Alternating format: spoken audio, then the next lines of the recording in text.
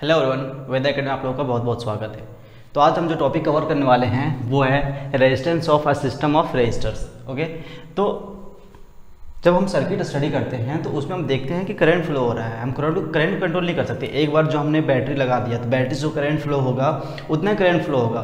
तो फिर हम यही देखते हैं कि यहाँ पे रेजिस्टर से क्या यूज़ होता है। एक्चुअली हम रेजिस्टर से यूज़ करते हैं, हम जो डिवाइस यूज़ कर रहे हैं वो वेरी कर सकता है डिवाइस, है ना। अगर हम रेजिस्टर्स को सीरीज में यूज़ कर रहे हैं, रेजिस्टर्स को हम पैरेलल में यूज़ कर रहे हैं, तो उसके अकॉर्डिंगली जो हमें रिक्वायर्ड करंट होता है सर्किट बनाने टाइम, जो हमें रिक्वायर्ड करंट होता है किसी भी डिवाइस में कितना इनपुट देना है ना। अगर हमें करंट को फिक्स करना है तो हम उसको क्या यूज़ करते हैं, रेजिस्टर्स को यूज़ करते हैं। क्योंकि रेजिस्टर्स का काम क्या होता है, रेजिस्टर से काम होता है कि करंट के फ्लो को रोकना, उसे रेजिस्टर प्रोवाइड करना, रेजिस्टर काम होता है, ठीक है ना। तो हम यहाँ पे देखिए resistance of a system of resistors अगर हम देखें तो बेसिकली हम इसमें कितने तरह से देखेंगे, इसमें दो प्रकार के रेजिस्टेंस के कॉम्बिनेशन को देखेंगे। एक होगा जो सबसे पहला होगा वो होगा आपका रेजिस्टर्स इन सीरीज, है ना। सबसे पहला आपका रेजिस्टर्स इन सीरीज, है ना। क्या इसमें रेजिस्टर्स इन सीरीज, इसमें क्या होगा कि पूरा जो सर्किट जो होगा, है ना, वो एक सीरीज में होगा, ठीक है। तो आइए हम देखते हैं इस एग्जांपल से, एक सिंपल सा डायग्राम बनाते हैं, उसके बाद हम इसे समझने की कोशिश करते हैं, ठीक है ना।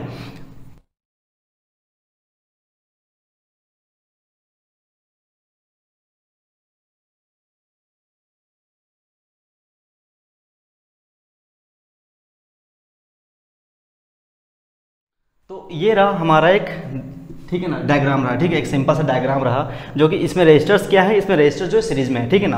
हम यहाँ पे देख रहे हैं कि जो हमारा जो पोटेंशियल जो बैटरी प्रोवाइड कर रहा है उसका पोटेंशियल कितना है, भी है ना, और करंट आई पास कर रही है।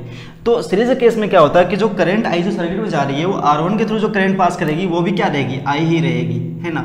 R2 के जो थ्रू करंट पास करेगी वो भी क्या रहेगी, आई ही रहेगी, और R3 के थ्रू जो करंट पास करेगी वो भी क्या रहेगी, आई ही रहेगी। अब ये एक बहुत ही जेन्युइन सा क्वेश्चन है कि हमें कैसे पता कि रजिस्टर 1, 2, 3 के थ्रू जो आई करंट पास करी वो आई है। तो हम इसको कैसे डिवाइस कर सकते हैं, तो एक डिवाइस आती है जिससे हम करंट को मेजर करते हैं, उसे कहते हैं अमीटर, ठीक है। तो अमीटर को जब हम लिखाएंगे यहाँ पे, अगर ये सर्किट में यहाँ पे पॉइंट ए लिया, ए और बी, ठीक है, तो जो अमीटर जो होगा हम उसको एक टर्मिनल को पॉइंट ए में कनेक्ट करेंगे, दूसरे टर्मिनल को पॉइंट बी में कनेक्ट करेंगे। तो हम देखेंगे कि R1 के थ्रू जो करंट पास कर रहा है वो करंट कितना आई होगा, है ना। उसके बाद बी एंड सी टर्मिनल लेंगे, तब भी हम फिर से चेक करेंगे एमीटर के थ्रू कि कितना करंट पास हो रहा है, एंड सी एंड डी। उसके बाद हम देखेंगे कि ए और B, B and C and D, ये R1, R2, R3 के जो करंट पास हो रही है वो करंट कितना रहेगी, आई करंट रहेगी। और इस सर्किट के थ्रू जो करंट पास है वो भी कितनी करंट पास हो रही है, आई करंट पास करिए। और दूसरा एजम्पशन में ये होता है, सबसे पहला एजम्पशन हमने क्या माना, अगर हम इसे एजम्पशन कंसीडर करते हैं तो सबसे पहला हमें फैक्टर जो हमने माना की पॉइंट, है ना, इसको हम की पॉइंट कंसीडर करते हैं। तो सबसे पहला की पॉइंट जो हमने माना वो क्या माना कि करंट थ्रू ऑल रेजिस्टर्स क्या है, सेम रहेगा। सबसे पहला है कि current through all resistors are same,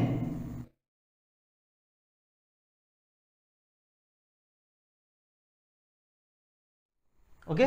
सारे रेजिस्टर के थ्रू करंट क्या रहेगा, सेम रहेगा। और दूसरा होगा कि जो पोटेंशियल जो होगा वो इच रेजिस्टर्स का डिफरेंट होगा, है ना। पोटेंशियल डिफरेंट जो अप्लाइड पोटेंशियल्स होगा वो भी जो होगा equals to V1 plus V2 plus V3 होगा।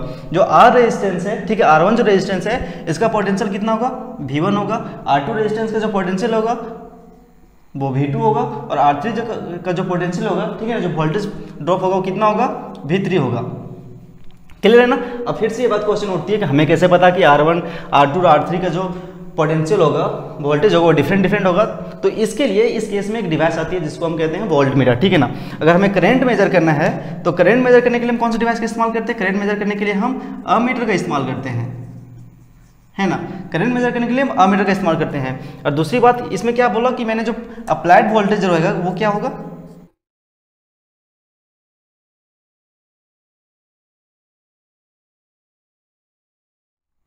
अब यहाँ पे मैंने क्या लिखा, यहाँ पे मैंने लिखा V1 plus V2 plus Vn तक लिखा। मतलब कि रेजिस्टर्स जो होंगे, जरूरी थोड़ी ना कि 3 ही रेजिस्टर्स होंगे, अगर नंबर ऑफ रेजिस्टर्स बढ़ जाएंगे तो n उतना रेजिस्टर्स क्लियर करेगा। तो यहाँ पे जो अप्लाइड वोल्टेज होगा वो क्या होगा, सम होगा, है ना, किसका, V1 plus V2 plus V3 का क्या होगा, सम होगा।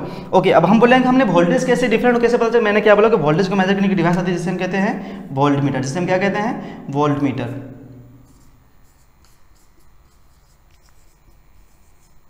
इसे हम कहते हैं वोल्ट मीटर, ओके। तो हमने दो एजम्पशंस ले लिए कि एक जो है कि पहला एजम्पशन ये है ना, जैसे की पॉइंट हमने पहला लिया कि करंट जो होगा पूरे सर्किट के थ्रू सेम करंट होगा। और दूसरा हमने कंसीडर करा कि वोल्टेज जो होगा, अप्लाइड वोल्टेज होगा, V1 plus V2 plus V3 होगा। क्लियर है ना। अब हम क्या करते हैं कि हम इससे एक इफेक्टिव रेजिस्टेंस फाइंड आउट करते हैं कि जो हमने 3 रेजिस्टेंस निकाले तो उसका अगर हम एक कंबाइंड उसको इफेक्टिव रेजिस्टेंस को उस इफेक्टिव रेजिस्टेंस का वैल्यू क्या होगा, तो उस इफेक्टिव रेजिस्टेंस को फाइंड आउट करने के लिए हम ओम्स लॉ का इस्तेमाल करते हैं। तो आप सभी जानते हो कि ओम्स लॉ क्या बोलता है। ओम्स लॉ बोलता है V equals to I R. Okay, V equals to I R Ohm's law कहता है ना। तो हमने पहले ही बात करा यहाँ पे की पॉइंट 2 में कि अप्लाइड वोल्टेज होगा V1 plus V2 plus V3 होगा। तो V1 का क्या हो जाएगा, V1 को होगा आपका I R1, क्योंकि I तो सबके लिए सेम है। ओके, I तो सबके लिए सेम है। इस बैटरी की तो जो करंट पास हो रही है यहाँ से I ही पास हो रही है, I तो सबके लिए सेम है। अब V1 की बात करें है ना, तो अब पहला क्या है, हम वोल्ट को ऐड कर रहे हैं, वोल्टेज V1 V2 प्लस, तो V की जगह हमने क्या लिखा, I R1 लिखा, ठीक है ना। ये ओम्स लॉ से आया, V equal to I R कहाँ से आई, ये ओम्स लॉ से आया। ओके, तो अब यहाँ से अगर हम इक्वेशन 1 इसे कंसीडर करते हैं, दिस वन इज इक्वेशन 1, तो फ्रॉम इक्वेशन 1 से हम देखते हैं, तो V की जगह पे क्या लिख देंगे, आई आर 1 लिखेंगे। V1 की जगह पे क्या हो जाएगा, आई आर 2 हो जाएगा, सॉरी V की जगह पे क्या होगा, आई आर होगा। V1 की जगह पे V आई आर हो जाएगा प्लस आई आर 2 हो जाएगा प्लस आई आर 3 हो जाएगा। क्लियर है। अब यहाँ से देखिए I जो है लेफ्ट हैंड साइड और राइट हैंड साइड, ठीक है, राइट हैंड साइड में I कॉमन लेते हैं, लेफ्ट हैंड साइड में I कॉमन लेते हैं, तो क्या हो जाएगा, कट जाएगा, तो R इक्वल्स टू हो जाएगा। ये R इफेक्टिव कहते हैं, इसे क्या कहते हैं, R इफेक्टिव जो हो जाएगा R1 plus R2 plus R3 plus, है ना, ये फाइंड आउट हो गया यहाँ से। ओके, अगर हमारे पास नंबर ऑफ रेजिस्टेंस ज़्यादा है तो R इफेक्टिव उस हिसाब से जाएगा, तो R इफेक्टिव इक्वल्स टू हो जाएगा जनरल फॉर्म में R1 plus R2 plus R3 plus dot dot dot plus Rn हो जाएगा। ओके, ये Rn हो जाएगा। क्लियर है ना। यहाँ से हमें क्या क्या मिला, यहाँ से पता चला कि अप्लाइड वोल्टेज का हमें एक इक्वेशन मिला, एक हमें R इफेक्टिव का इक्वेशन मिला। ओके, ओम्स लॉ तो हमें पता है ही। और इसमें एक चीज़ देखने वाली बात होती है कि इसमें क्या होता है कि अगर रेजिस्टेंस जो है सीरीज में है तो हमें क्या होगा कि जिस रेजिस्टर का रेजिस्टेंस सबसे ज़्यादा होगा, ओके, जिस रेजिस्टर का रेजिस्टेंस सबसे ज़्यादा होगा तो उसका वोल्टेज ड्रॉप भी सबसे ज़्यादा होगा और पावर कंजम्पशन भी उसका सबसे ज़्यादा होगा। अगर हम इसे कंसीडर करते हैं कि R1 है ना, ये तीसरा है आपका, R1 is greater than R2 is greater than R3। Okay, तो इस केस में क्या होगा, अगर ऐसा कुछ रहेगा तो इसका मतलब ये होगा कि पावर 1 जो होगा greater than P2 is greater than P3, मतलब कि R1 का पावर कंजम्पशन ज़्यादा होगा, है ना, R2 से R3 से। और दूसरी बात हम ये बोले कि voltage drop of V1 is greater than V2 is greater than V3, मतलब कि जिस रेजिस्टर का रेजिस्टेंस सबसे ज़्यादा होगा वो पावर भी ज़्यादा कंज्यूम करेगा और उसका वोल्टेज ड्रॉप भी ज़्यादा होगा। क्लियर है ना। तो ये रहा, ये इसके कुछ टर्म्स हैं, है ना, ये की पॉइंट्स है। सबसे पहला की पॉइंट ये है कि करंट जो होगा रेजिस्टर्स के और रेजिस्टर्स को सेम पास करेगा। दूसरा की पॉइंट ये है कि अप्लाइड वोल्टेज जो है वो V1 plus V2 plus Vn add हो जाएगा, सिंपल ऐड होगा। और तीसरा की पॉइंट ये है आपका, ये है ना, R effective equals to R1 plus R2 plus R3 plus dot dot dot Rn। Clear है ना। अब हमारा सेकेंड जो है, सेकेंड सिस्टम ऑफ रेजिस्टर्स, वो क्या होगा, रेजिस्टर्स इन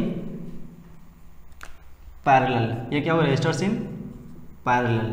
ओके, ये रेजिस्टर्स इन पैरेलल होगा। अब इसका हम सिंपल डायग्राम बना के देखते हैं, सर्किट डायग्राम बनाते हैं सिंपल, रेजिस्टर्स इन पैरेलल वो कैसा होगा हम उसे देखते हैं, ठीक है ना।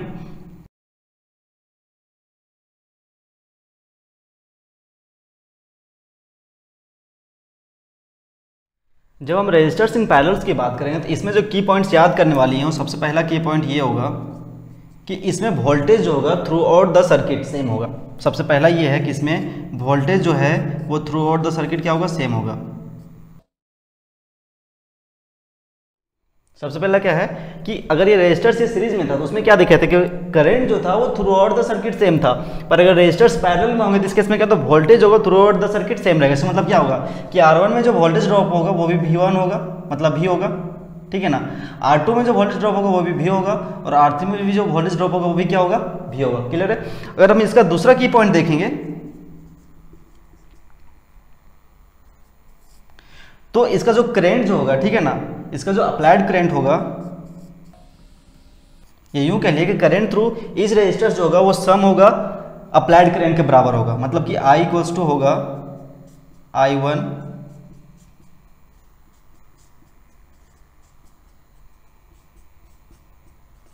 अब फिर से वही बात आया कि IN हमने क्यों लिया, तो रजिस्टर्स जो हैं वो और भी तो जा सकते हैं। जैसे यहाँ पे मैंने 3 ही रजिस्टर्स लिए हैं, अगर यहाँ पे रजिस्टर्स 5 हो जाएंगे, 10 हो जाएंगे, तब हम उसको संख्या को बढ़ा देंगे। n जो है, n क्या है, that's a natural number. n क्या है, जहाँ पे n जो है वो नेचुरल नंबर है।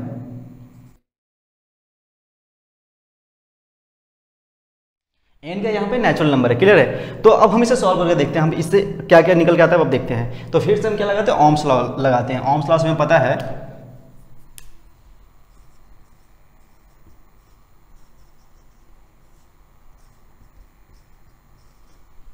V इक्वल्स टू IR, हमें ओम्स लॉ से पता है, ठीक है ना। तो यहाँ से हम क्या करते हैं कि I की जगह पे हम क्या लिख सकते हैं, यहाँ से हमें पता चलेगा I की जगह हम यहाँ पे क्या लिख सकते हैं, यहाँ से अगर हम इसे, यहाँ से हमें I मिलेगा, I इक्वल्स टू क्या मिलेगा, V/R, है ना। तो अगर हम इसे इक्वेशन 1 कंसिडर करते हैं, दिस वन इज इक्वेशन 1, तो फ्रॉम इक्वेशन 1,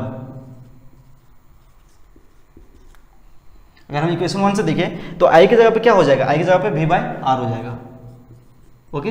और I1 की जगह पे क्या हो जाएगा, V/R1,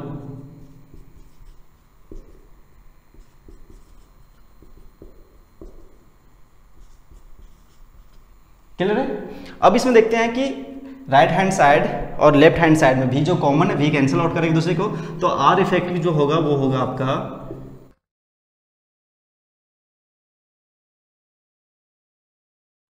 ओके, R इफेक्टिव ये होगा। तो इसमें सबसे पहला हमें की पॉइंट क्या मिला कि वोल्टेज थ्रू आउट सेम रहेगा। अब सेम क्वेश्चन यहाँ पर कैसे पता चलेगा, तो इसके लिए हमने वोल्टेज को मेजर करने के लिए हमने क्या डिवाइस की बात करा, वोल्टेज को मेजर करने के लिए हम कौन से डिवाइस का इस्तेमाल करते हैं, वोल्ट मीटर। क्या इस्तेमाल करते हैं हम, वोल्ट मीटर, ओके। और करंट को मेजर करने कौन सा डिवाइस इस्तेमाल करते हैं हम, अमीटर, क्लियर ना। तो अगले क्वेश्चन जब हम बनाएंगे तो उसमें हम आपको दिखाएंगे कि एक्चुअली में जो सर्किट है उसमें हम दिखाएंगे आपको वोल्ट मीटर और अमीटर की मदद से कि वो करंट वेरी करता है या नहीं करता, या वोल्टेज ड्रॉप वेरी करता है या नहीं करता, ठीक है ना। तो यहाँ से हमें जो की पॉइंट्स मिले वो क्या मिले कि वोल्टेज ड्रॉप सेम रहेगा, करंट जो रहेगा वो इस रेजिस्टर्स के थ्रू वेरी करेगा, ओके। अगर वो पैरेलल में है तो वेरी करेगा, है ना। और ये जो R इफेक्टिव मिला, जो R इफेक्टिव होता है वो क्या होता है, sum of the individual reciprocal of individual resistance क्या होते हैं, जो इंडिविजुअल रेजिस्टेंस है उसके रेसिप्रोकल्स के सम के बराबर होता है R इफेक्टिव, क्लियर है ना। और इसमें जो तीसरा है फैक्टर वो ये आपका ये होगा कि सपोज करिए कि R1 is greater than R2 greater than R3, तो इस केस में क्या होगा कि जो सबसे वह रेजिस्टर जिसका रेजिस्टेंस सबसे कम होगा, है ना, वो सबसे ज्यादा पावर कंज्यूम करेगा,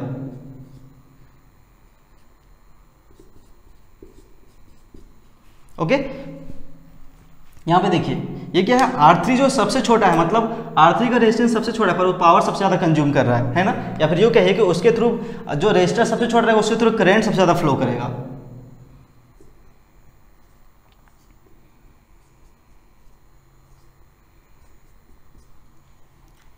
क्लियर है ना। तो ये रहा रेजिस्टेंस इन पैरेलल, ओके। तो आज के हम सेशन को यहीं पे खत्म करते हैं, ओके। तो इसका जो न्यूमेरिकल होगा हम अगले सेशन में करेंगे। ये डेरिवेशन बहुत ही आसान है, आप हमारे साथ बने रहिए, आपको हम बहुत ही आसानी से समझाने वाले हैं, ओके। तो हमारे साथ बने रहने के लिए thank you for joining me and please subscribe our channel, क्योंकि हम बहुत ही आसानी से सारे क्वेश्चंस को डील करेंगे, okay. Thank you for joining me, God bless you all.